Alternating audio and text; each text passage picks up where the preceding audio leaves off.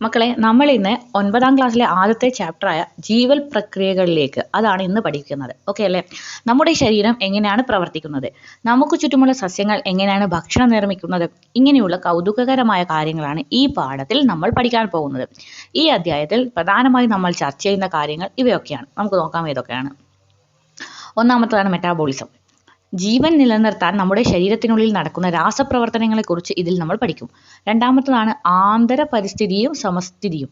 പുറത്തെ കാലാവസ്ഥ മാറിയാലും നമ്മുടെ ശരീരത്തിന്റെ ഉള്ളിലെ അവസ്ഥകൾ, ഉദാഹരണത്തിന് താപനില എങ്ങനെയാണ് ഒരേപോലെ നിലനിൽക്കുന്നത് എന്ന് നമ്മൾ ഇതിൽ നിന്ന് മനസ്സിലാക്കും. പിന്നെ എന്ത് പഠിക്കും? പ്ലാസ്മ സ്തരവും പദാർത്ഥ വിനിമയവും. കോശങ്ങളിലേക്ക് ആവശ്യമായ സാധനങ്ങൾ ഉള്ളിലേക്ക് വരുന്നതും വേണ്ടാത്ത സാധനങ്ങളെ പുറത്തേക്ക് എങ്ങനെയാണ് കളയുന്നതെന്നും എന്ന കാര്യങ്ങളെ പറ്റിയിട്ടാണ് ഇവിടെ പഠിക്കുക. പിന്നെ എന്ത് പഠിക്കും? പ്രകാശ സംശ്ലേഷണവും പോഷകങ്ങളും. സസ്യങ്ങൾ സൂര്യപ്രകാശം ഉപയോഗിച്ച് ആഹാരം നിർമ്മിക്കുന്ന അത്ഭുതകരമായ പ്രക്രിയയെക്കുറിച്ചും സസ്യങ്ങൾക്ക് ആവശ്യമായ പോഷകങ്ങളെക്കുറിച്ചും ഈ പാഠം പറഞ്ഞു തരുന്നു. പിന്നെന്ത് പഠിക്കും? സസ്യസേവനങ്ങളും സംരക്ഷണവും. പ്രകൃതിയിൽ സസ്യങ്ങൾ ചെയ്യുന്ന സേവനങ്ങൾ എന്തൊക്കെയാണ്, അവയെ നമ്മൾ എങ്ങനെ സംരക്ഷിക്കണം എന്ന ഗൗരവകരമായ കാര്യങ്ങളും ഇതിലുണ്ട്. ചുരുക്കത്തിൽ മക്കളെ, നമ്മൾ കഴിക്കുന്ന ആഹാരം ഊർജ്ജമായി മാറുന്നതും സസ്യങ്ങളും മനുഷ്യരും തമ്മിലുള്ള ബന്ധവും ഒക്കെയാണ് ഈ പാഠത്തിലൂടെ നമ്മൾ കണ്ടെത്താൻ പോകുന്നത്. ചിത്രത്തിൽ കാണുന്നത് ക്ലോറോപ്ലാസ്റ്റ്, മൈറ്റോകോൺട്രിയം ഒക്കെയാണ് ഈ യാത്രയിൽ നമ്മുടെ പ്രധാന കൂട്ടുകാരായിരിക്കും. നമുക്കിനി പാഠത്തിലേക്ക് കടന്നാലോ? നമുക്ക് പാഠപുസ്തകത്തിലേക്ക് കടക്കാം. ഇവിടെ എന്താണ് പറഞ്ഞത്? ഒരു ബാക്ടീരിയയുടെ ചിത്രമൊക്കെ കൊടുത്തിട്ടുണ്ട്. നമുക്ക് എന്താണ് നോക്കാം. അത് നമ്മുടെ കണ്ണുകൾ കൊണ്ട് കാണാൻ കഴിയാത്ത അത്രയും ചെറിയ കുഞ്ഞൻ ജീവികളെ കുറിച്ചാണ് ഇവിടെ പറയുന്നത്. ചിത്രത്തിൽ കാണുന്ന ആ 2 കുട്ടി ബാക്ടീരിയകൾ എന്താണ് സംസാരിക്കുന്നത് എന്ന് നോക്കിയാലോ?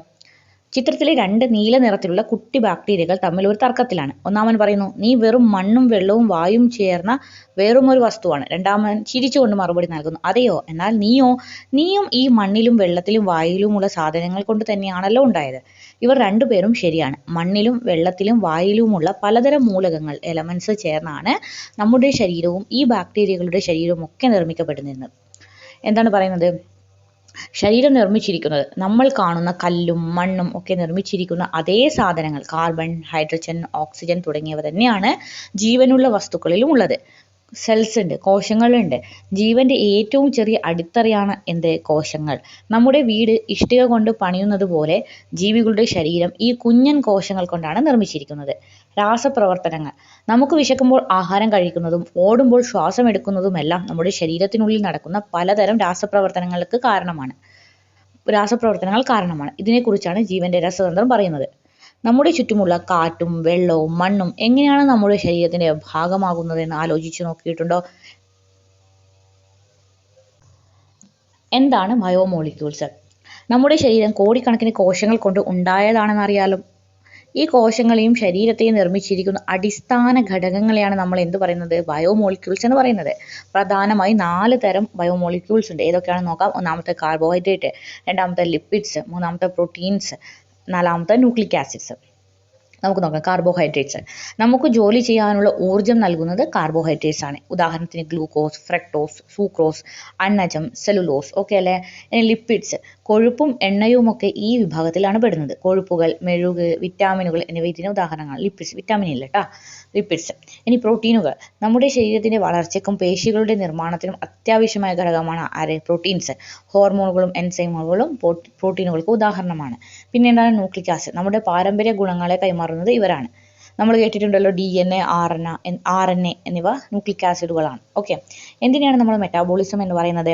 നമ്മുടെ ശരീരത്തിനുള്ളിൽ എപ്പോഴും കുറേ രാസപ്രവർത്തനങ്ങൾ നടന്നുകൊണ്ടിരിക്കുന്നുണ്ട്. ഇതിനെയാണ് നമ്മൾ എന്ത് പറയുന്നത്? മെറ്റാബോളിസം എന്ന് പറയുന്നത്. ഓക്കെ എന്ന് പറയുന്നത്.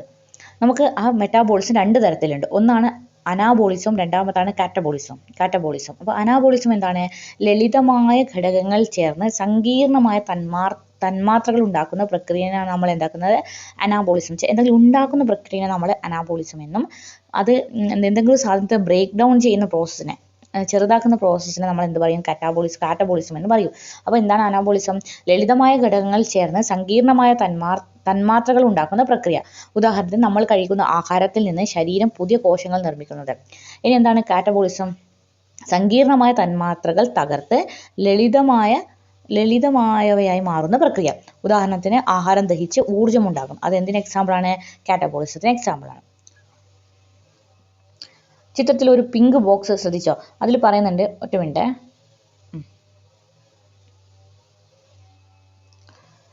ചിത്രത്തിലൊരു പിങ്ക് ബോക്സ് ഉണ്ട്, അതിൽ പറയുന്നത് നമ്മുടെ ശരീരത്തിൽ ഏകദേശം 37 ട്രില്യൺ കോശങ്ങളുണ്ട്. ഓരോ കോശത്തിലും ഓരോ സെക്കൻഡിലും ഏകദേശം 100 കോടി രാസപ്രവർത്തനങ്ങൾ നടക്കുന്നുണ്ട് അത്രേ. അതായത് നമ്മൾ ഇപ്പോൾ സംസാരിച്ചു കൊണ്ടിരിക്കുമ്പോൾ പോലും നമ്മുടെ ഉള്ളിൽ കോടിക്കണക്കിന് അത്ഭുതങ്ങൾ നടന്നുകൊണ്ടിരിക്കുന്നു. ലളിതമായി പറഞ്ഞാൽ നമ്മുടെ ശരീരം ഈ നിർമ്മാണ പ്രവർത്തനം നമ്മൾ അനാബോളിസവും തകർക്കൽ പ്രവർത്തനവും ബ്രേക്ക് ഡൗണിങ് പ്രോസസ്സും അത് നമ്മൾ കാറ്റബോളിസവും ചേരുന്നതിനാണ് നമ്മൾ എന്ത് പറയുന്നത്, മെറ്റബോളിസം എന്ന് പറയുന്നത്. ഇത്രയും മനസ്സിലായോ?